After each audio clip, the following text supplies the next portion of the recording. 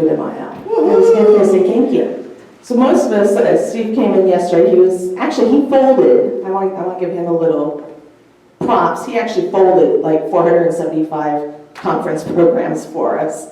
So that was amazing, and then, you know, I had 8 staff there putting together packets and boxing, and Steve mentioned, he said he had just been to one of the festivals for Cinco de Mayo. I think it was the Cinco de Mayo festival. He said it was just all food. But he says, you know what we call Cinco de Mayo? I said, well, he says, it's called Cinco de Drinko. Yeah, and they say don't call it that, they're telling people. Yeah, it's not exactly the proper thing to call it. However, how many of us in America especially, that's how that's what we think of it. We're like, what's Cinco de Mayo? It's tacos and margaritas. You know, and most of us don't know much beyond that. Some people think it's Independence Day for Mexico. It's not. Some people think it's just a celebration of Mexican culture, which it largely has become in the U.S., but that's not the historical roots of it. Mm-hmm. And so I want to see, what was it? Why do we have Cinco de Mayo?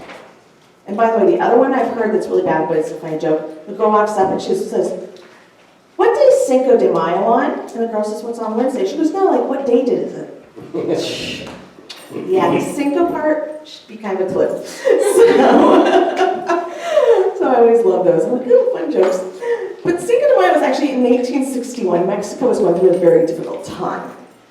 And they had had a lot of internal strife, and they got a new president. And the new president said, listen, we're in trouble here. We can't survive. And not only can we not survive, because we've been fighting within ourselves, we can't pay our bills.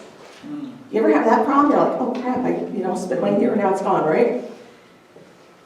And so the European countries that Mexico owed came over and they said, hey, we want our money. It's kind of like the banks. It was kind of like, France was trying to foreclose on Mexico. And a couple of the countries made agreements, but France at the time was ruled by Napoleon. I think we've all heard stories about Napoleon. Little short guy with a really big ego, right? And he said, I ain't letting you off. For that matter, I want to make this part of France. We're going to come over and take you. Mexico is going to become part of our territory. And he said there's about 6,000 trained artillery, army, the whole deal. And Mexico said, oh crap, we're in trouble. What else do you say at that point? And so they rallied up about 2,000 men who were not really trained soldiers. They were kind of, they were passionate, they were concerned, but they didn't have the training the French had at all. And the French comes into Puebla. And they say, it was actually called Puebla de Los Angeles. And they assault, France comes in to assault it. And it starts in the morning, and by the evening the fighting's done.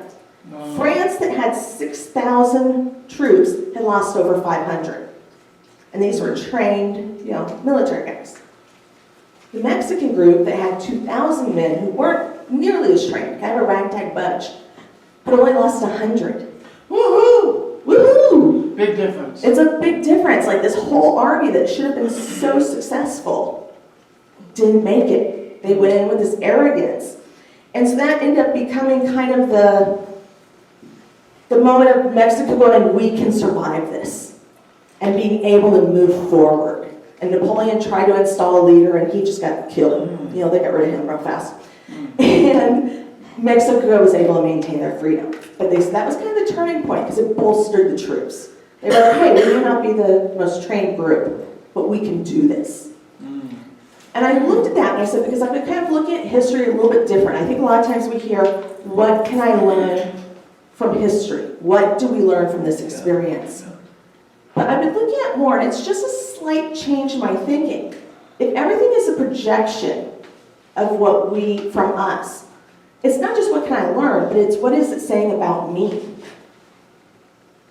What's this thing saying about me? Why are you here today hearing about the history of Mexico on Cinco de Mayo instead of having a margarita, which I'm sure some of us will do later?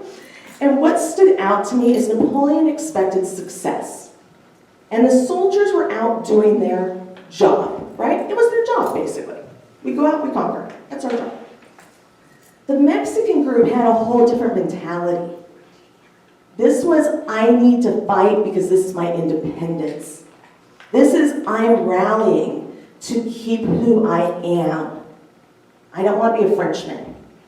I want to be a Mexican. And so their whole attitude changed because they had a purpose. And that, I think that's probably what beat them. That's probably what got them the victory. Is that their mentality was different. They actually cared about what they were doing. They had a passion for it. And so I was thinking, like, how often do we do that? How often do we look at the odds and stand back and say, this is not a good situation, I can't do it? I'll say when I first started looking at moving to Washington, I started applying for loans, I kept getting denied. And I was like, okay, I make decent money, I should get approved for something. Well, it ended up there was an item on my credit score that what shouldn't have been there.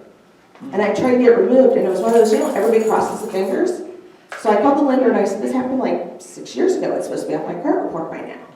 And they said, oh, well, we don't handle it, the billing group handles it. So I called the billing group and they said, oh, your account's too old, we threw away the records, so we can't do anything for you. And then I went back to the lender and they said, well, we can't do anything because the billing group handles it. And I literally had this item that was just stuck on my credit. And so I finally found a lender who figured it out, was able to work past it, and they barely get me qualified for a loan. And the house I was looking at didn't qualify for the loan. It was a certain type of loan that had to be, different type of house. And so there was all these challenges. And I think how often, it would be easier for me to just go, okay, I'm gonna quit. This is obviously not working out. Some people say, like, you hit the first roadblock. And people are like, okay, it's not God's will, I'm done. And I'm thinking, how many times do we look at the roadblocks and we stay in our own littleness? We refuse to grow. We refuse to stretch. And the Course says, we're not little. It's interesting, it says, you do not have to strive for it because you have it. There is no littleness that you need to actually get past. It's what? It's what I was saying in the meditation. We have to become aware of it. We are great. It says, the purpose of the atonement is to restore everything to you, or rather to restore it to your awareness. You were given everything when you were created, just as everyone was. And so even when we are facing a situation where the odds are 3-1, and I'm not even as qualified as the other guy, because that's what they were looking at in Cinco de Mayo. 3-1, and I'm not as qualified. But they moved forward because they had that passion. And the Course says, we don't have to worry. Like, oh, am I too smart? Am I too this? Am I too that? Because everything you need, you've been born with into this body. You are basically an extension of God. You've got all the qualities of God within you if you just acknowledge it. And it reminded me actually of another little story. Most of you are familiar with David and Goliath, right? Biblical story. Most of us pretty know the gist of it, but there's some parts that I think that are really important that people miss. Because David's a shepherd boy. So his brothers were all sent off to war. And already his family said, you're not good enough. You're the little one, you stay home. Go tend the sheep. We don't want you out in battle, you're not good enough. But, it's kind of like sending a note from home. Daddy decided they need a care package on the front lines. So Daddy sent David with a care package. And he gets out there and he sees this man taunting the Israelites. Huge mammoth of a man, it says. Taunting the Israelites. And there's a two-part lesson that comes from this. As David approaches, there's two things. One, David goes and talks to the king. Kiri, we're having a little doggy issue. She can come up. She's going to stand by me. She's okay. Is she okay? She's not. Okay. Okay. We'll see. I'm hearing little whimpers back there. My dog's in back for those of you on live streaming video. So the king, he goes to the king, and he says, okay, people are saying that this guy can't be defeated. And the king says, well, you're a shepherd boy. I see you as a shepherd boy. Who cares? You're a shepherd boy. What are you going to do? And it's interesting because he speaks to the king in terms that the king understands. He says, I'm a shepherd boy, but I have fought lions off. I'm a shepherd boy, but I have fought bears. In the realm in which I live, you may see me as small, but I am incredibly powerful. And then he goes to the front line. The king's like, tries to put him in a whole suit of armor, and he's like, dude, I ain't used to this. Get rid of this thing. It's like trying to wear your little brother's clothes. He's like, get rid of this. And he goes to him and he says, "You come against me with sword and spear and javelin. But I come against you in the name of the Lord Almighty, the God of the armies of Israel, who you have defied.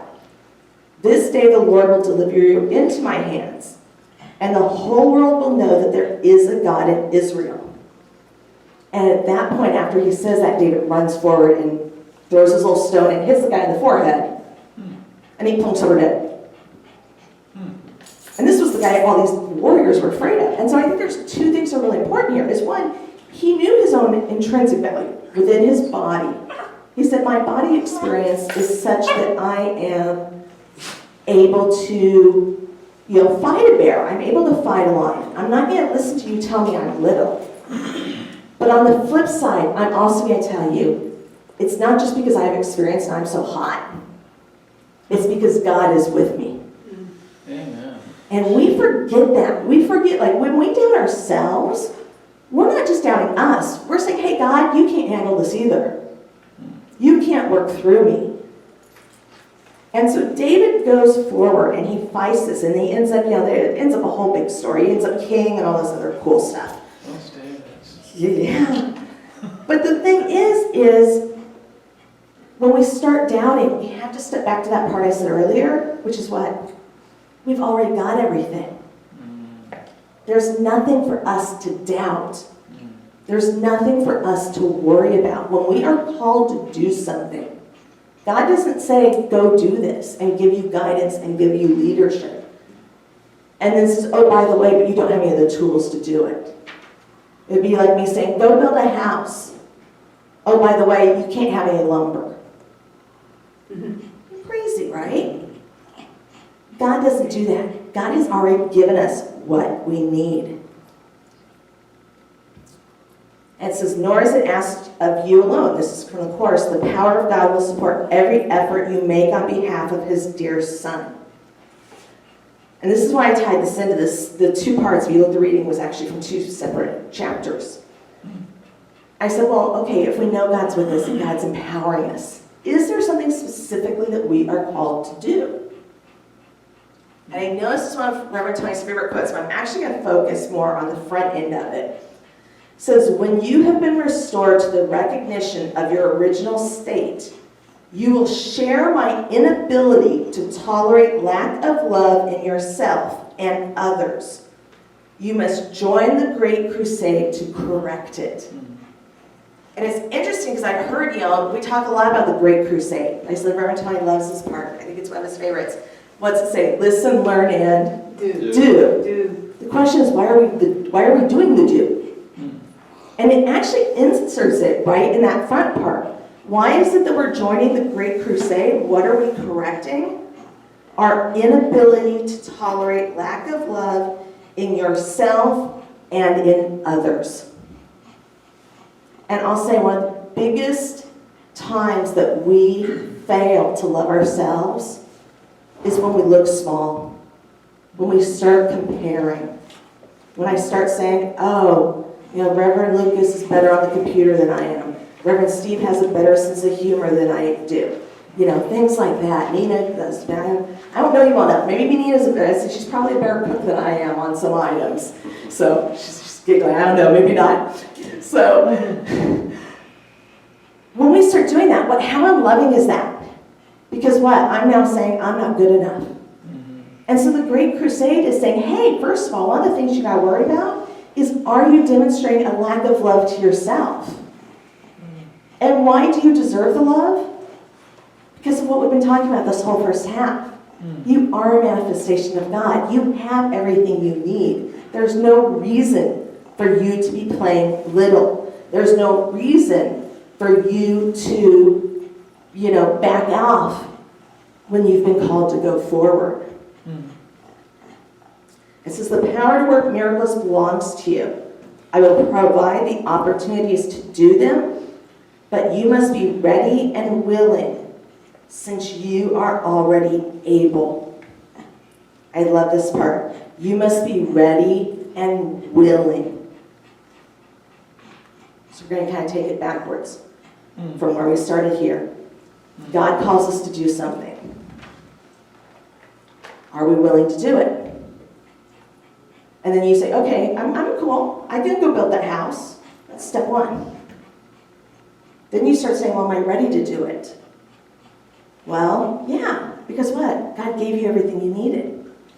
So you're like, okay, step two. And then guess what the step three is? It's our listen, learn, and do. We move forward in the power that we have because God has given it to us as His creations. We move forward in love because that's what we are.